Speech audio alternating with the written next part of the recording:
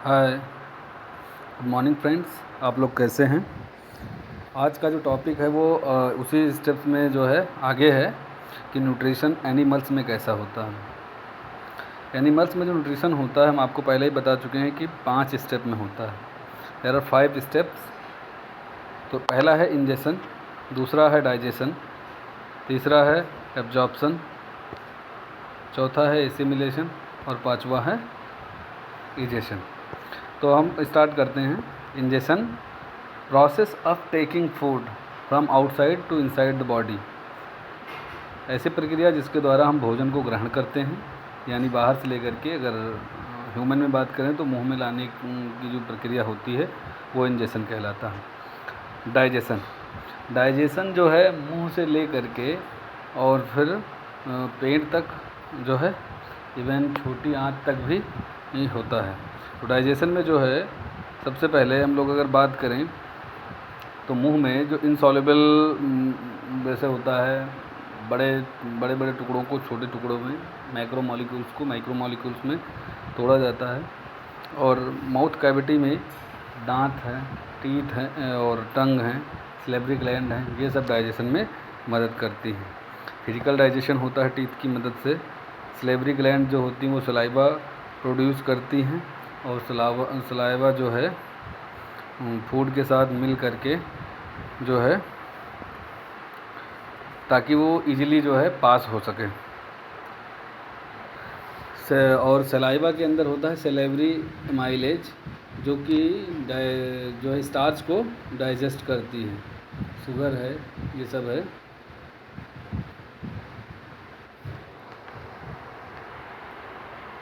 और इसके बाद जो है भोजन वो एसोफेगस में जाता है, या फूड पाइप बोलते हैं उसको।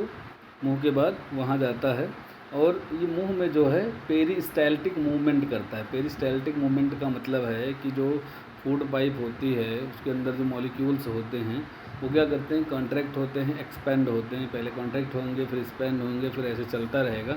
और इस तरीके से कॉन्ट्रैक्शन और एक्सपेंसन का जो टाइप का जो मूवमेंट होता है, इसी को हम लोग पेरिस्टाल्टिक मूवमेंट बोलते हैं। फिर इसके बाद वहाँ से जो है फूड उस पाइप के सहायता से फूड जो है स्टोमक में पहुँचता है, जो कि लेफ़्ट एब्डोमेन में होता है, जे शेप का होता है। और 3 घंटे तक फिर वहाँ पर फूड रहता है। फिर वहाँ पर फूड जो है छोटे छोटे टुकड़ों में टूटता है, solid paste semi solid paste बनाता है।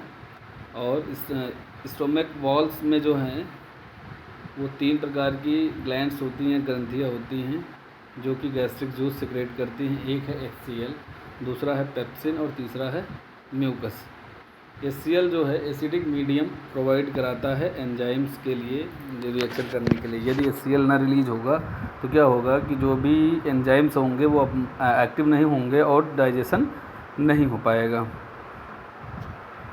जो गैस्ट्रिक जूस होता है वो एसिडिक हो जाता है, और HCl के सिक्रीशन से गैस्ट्रिक जूस जब एसिडिक हो जाता है तो वहाँ पेप्सिन जो है वो इजीली फंक्शन करने लगता है। दूसरा एक जो HCl का काम है वो ये है कि जो भी माइक्रोबैक्टीरिया या बैक्टीरिया जो कि हमारे लिए हार्मफुल हैं उनको जो है ये डिस्ट्रॉय कर देता है, उनको जो है ये किल कर देता है।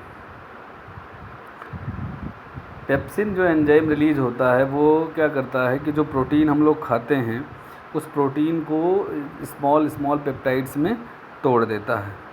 फिर अगला है, वहाँ से स्टोमक से जो है फूड जाता है स्मॉल इंटेस्टाइन के अंदर, और स्मॉल इंटेस्टाइन में जो है 2 तरीके की स्मॉल इंटेस्टाइन 2 जो है जगह से या 2 तरीक़ों से 2 प्रकार के सेक्रीशंस को रिसीव करता है, 2 ग्लैंड्स के। एक है पेनक्रियाज और दूसरा है लीवर।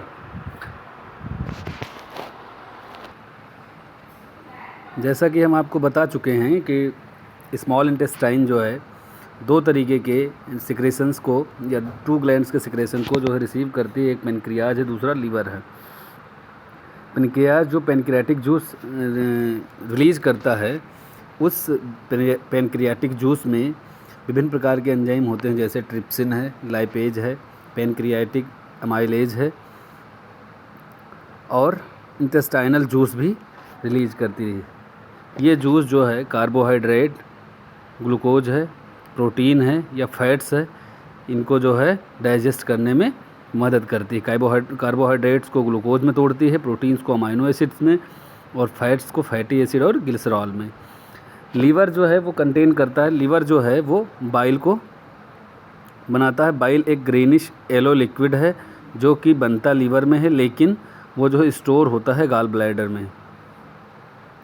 ये कुछ नहीं बल्कि ये एक एल्कलाइन होता है जो कि सॉल्ट इसमें होते हैं, और ये फैट्स को जो है ब्रेक करता है, फैटी एसिड में जो है बदलता है। और दूसरा इसका एक काम और है, जो बाइल है ये क्या करता है, जब HCl वहाँ सेक्रेट हुआ था स्टोमक के अंदर तो एसिडिक मीडियम हो गया पूरा, उसको ये क्या करता है अल्कलाइन मीडियम कर देता है, जिससे कि इसके ऊपर पैनक्रियाटिक एंजाइम जो है इजीली काम कर सके। और बाइल जो है वो फैट्स को स्मॉल ग्लोब्यूल्स में तोड़ता है, और ताकि उस स्मॉल ग्लोब्यूल्स के ऊपर एंजाइम जो है इजीली वर्क कर सकें। इसका अगला स्टेप जो है डाइजेशन के बाद हो है एब्जॉर्प्शन। एब्जॉर्प्शन में जो भी फूड डाइजेस्ट हुआ होता है, स्मॉल और सॉल्युबल होता है, वो इंटेस्टाइनल वॉल से ब्लड स्ट्रीम में आ जाता है। और जो इंटेस्टाइनल वॉल होती हैं ये छोटी छोटी, इनके अंदर कैपिलरीज होती हैं, फिंगर लाइक प्रोजेक्शंस होते हैं, जिसको हम लोग विलाई बोलते हैं।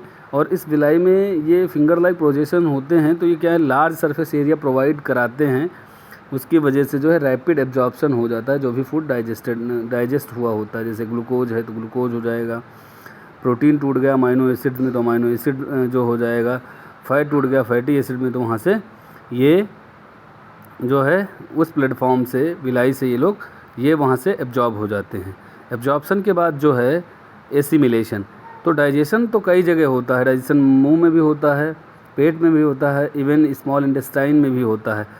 पर जो ये एब्जॉर्प्शन होता है वो सिर्फ स्मॉल इंटेस्टाइन में होता है, और जहाँ पर ये फोल्ड्स होते हैं, फिंगर लाइक प्रोजेक्शन होते हैं, वहीं पर ही एब्जॉर्प्शन होता है। एब्जॉर्प्शन के बाद एसिमिलेशन होता है। तो एसिमिलेशन का जो प्रोसेस होता है उसमें फूड जो है वो बॉडी के द्वारा लिया जाता है एनर्जी के लिए, ग्रोथ के लिए और रिपेयर के लिए। Blood carries digested food. देखिए जो भी चीज़ें आती हैं वो ब्लड के सहारे जो है शरीर के विभिन्न भागों में जाती हैं, और जहाँ पर जिस चीज़ की ज़रूरत होती है वहाँ पर इसका प्रयोग कर लिया जाता है। ग्लूकोज का जो मूलता है वो प्रयोग किया जाता है एनर्जी को पैदा करने के लिए और ग्रोथ के लिए, रिपेयर के लिए। जो भी डाइजेस्टेड फूड है जैसे शुगर है या ग्लूकोज है, जो भी यूज नहीं किया जाता है, अनयूज रह जाता है, वो स्टोर किया जाता है लीवर में ग्लाइकोजन के फॉर्म में। तो जब कभी शरीर को ज़्यादा ज़रूरत होती है तो ये ग्लाइकोजन जो है फिर से ग्लूकोज में टूट जाता है। अगली जो स्टेप है वो है इजेशन। इस प्रोसेस के तहत जो है अनडाइजेस्टेड फूड जो होता है वो बॉडी से बाहर निकाला जाता है।